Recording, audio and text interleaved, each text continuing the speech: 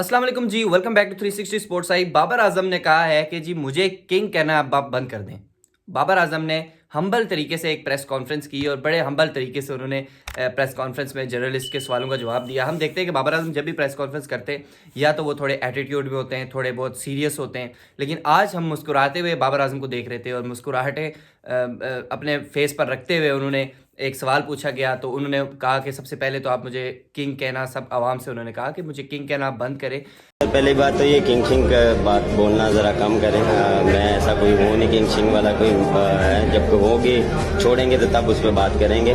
देखें मेरे लिए नया रोल है और उन्होंने कहा कि मेरा एक नया रोल है और इसमें नए रोल पे अपने आप को मतलब जब उनकी बातें सुनी ना, उनकी प्रेस कॉन्फ्रेंस, तो उससे ये लग रहा था कि बाबर आजम नीड स्पेस ना हो। बाबर आजम को अब वो अपने ऊपर से एक एक्सपेक्टेशंस का जो एक प्रेशर उन पे आ जाता है।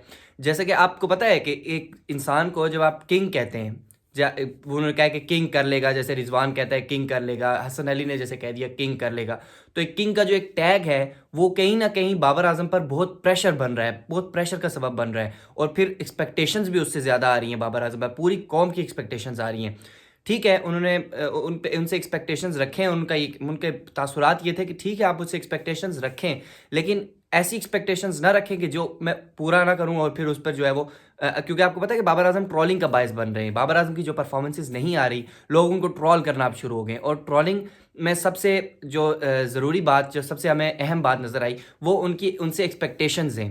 ठीक है, आवाम की उनसे एक्सपेक्टेशंस हैं जिन पर वो उतरते नहीं हैं और फिर वो ट्रोलिंग का बायस बनते हैं। तो बाबर आजम की बातों से, बाबर आजम की जो कॉन्फ्रेंस हुई है, प्रेस कॉन्फ्रेंस, उससे नज़र ये आता है कि बाबर आजम चाहते हैं कि अब वो अपने ऊपर से ये जिम्मेदारियों का जो बोझ है, जो एक एक एक्सपेक्टेशंस का बोझ है, वो उतार कर और अपने आप को फ्री स्पेस लेके वो क्रिकेट खेलें। अपना एक नया रोल जो उनको एज ए ओपनर मिला है पाकिस्तान की क्रिकेट में, जैसे चैंपियंस ट्रॉफी 2025 की बात करें तो उसमें as an opener Pakistan team को लीड करेंगे।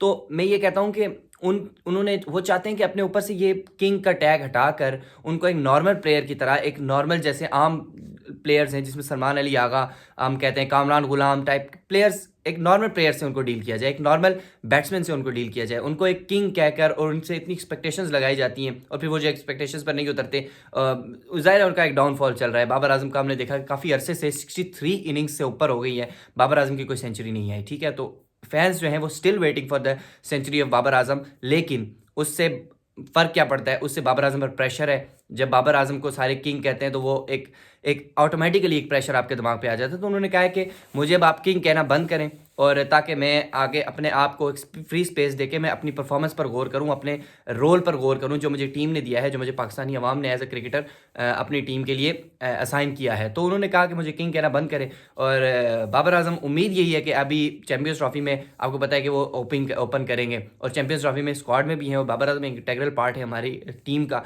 और इसके साथ साथ कल जब फाइनल होगा उसमें भी बाबर आजम परफॉर्म करेंगे, एज एन ओपनर ही आएंगे बाबर आजम और फ़खर जमान के साथ। अब देखते ही हैं कि जैसे इस मैच में बाबर आजम ने थोड़ा एग्रेसिवली शॉट्स खेली हैं, खुल के शॉट्स खेली हैं। मैंने शुरू में देखा जिस तरीके का स्टार्ट, आपको पता है कि पावर प्ले में सबसे हाईएस्ट पाकिस्तान का ये स्टार्ट रहा है 50+ जो है ना, 3 ओवर में, 4 ओवर में 50+ को, 5 ओवर में 5.3 ओवर्स में 50+ हम कर गए थे स्कोर। तो ये एक स्टार्ट मिला था एग्रेसिव पॉजिटिव इंटेंट के साथ, हमें स्टार्ट मिला।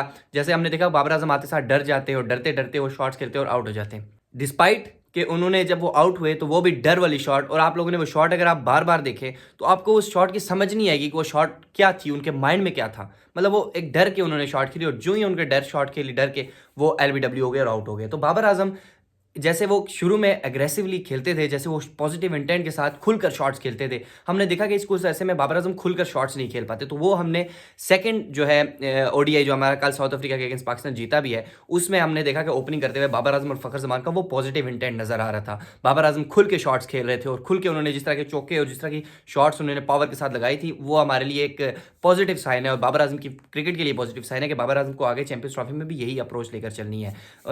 लेकिन डर कर बाबर आजम खेलते हैं जो उनके आउट होने का सबब बनता है। उम्मीद यही है कि बाबर आजम जो है वो कल जो मैच हो चैंपियंस ट्रॉफी का, जो हमारा ट्राई नेशन सीरीज़ का फाइनल है न्यूजीलैंड के साथ, उसमें भी अच्छा ओपनिंग परफॉर्म करें और चैंपियंस ट्रॉफी में भी बाबर आजम को जो रोल, जो एक्सपेक्टेशंस बाबर आजम से लगाई गई हैं उन पर भी वो पूरा उतरें। इस वीडियो में इतना ही, अगली वीडियो में फिर मिलते हैं। देखते रहिए 360 स्पोर्ट्स आई।